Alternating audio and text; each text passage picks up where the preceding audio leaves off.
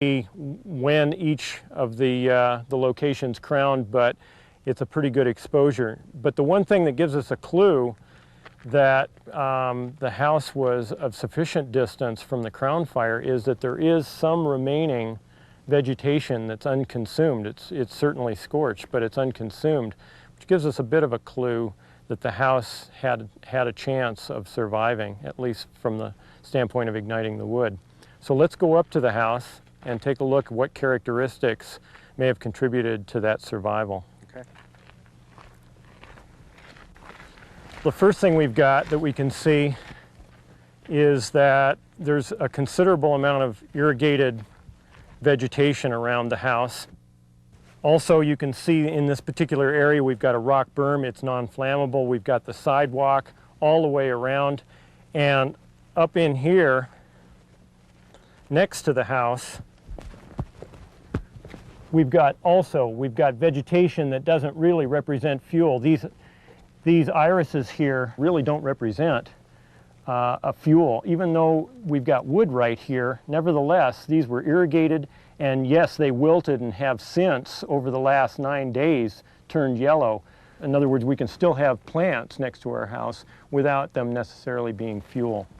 Now, one of the things that I want to point out is if it's attached to the house, it should be considered part of the house. In this particular case, when we've got wood steps and wood decking and stairs, we want to make sure that we understand that this is as much part of the house as the house itself. So what we want to make sure of is that we've got irrigated lawn or vegetation that doesn't represent fuel up next to it. One of the things that I want to point out on this house that's important is that they allowed sprinklers to going before the fire came down, just prior. So there was a great deal of this that was wet. This is an important point because people, if they have the water supply, in fact can put their sprinklers on, wet things down, which definitely inhibits the firebrands, the flying embers that can potentially ignite this. And in this particular case, that would be the problem with this house. And that is we've got a lot of active crown fire that's producing a lot of lofted material, burning embers that can shower down on this house and ignite multiple places around the house. And that's what we really want to be conscious of. With those people putting the sprinklers out, it just guaranteed that anything like this that might have been fuel ends up being wetted such that it no longer fuel. The next thing that I want to look at is this the ponderosa pine that we've got here. Now, in and of itself, it doesn't really represent fuel. It's by itself. It's a long way away from the crown fire. There was scorching on it, but one of the huge problems with a tree like this is that it deposits a tremendous amount of fine dead needles around the house as well as on the house. In this particular case, this house has gutters. It has a gutter system which can, particularly on this side of the house where the tree is overhanging the roof, the roof is composition shingle, so that's not a problem with it igniting from needles, but the gutter, if it collects needles, it can ignite from those lofted embers, and it can start a fire right there at the eave edge, right where the roofing comes down. And let's go around to this side of the house. Now, this is really an important characteristic on this house. See how this is pushed out here? This is wood up under here, and we've got siding coming down. This is an excellent thing to do.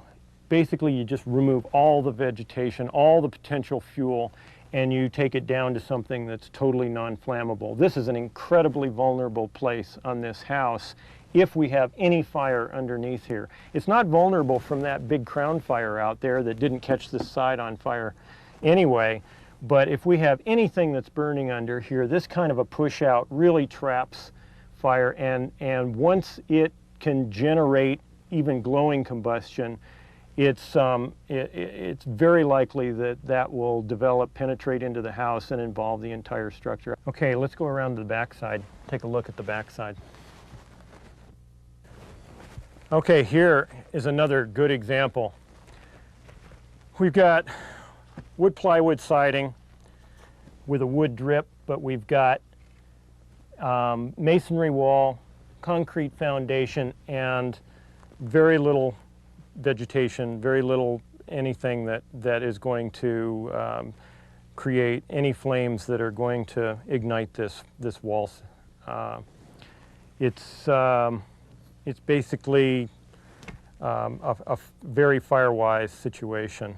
This grass doesn't burn with enough flames to actually bridge across and produce enough heat to ignite the wall, and not only that, but anything that might ignite in here, including piles of firebrands that you can see here.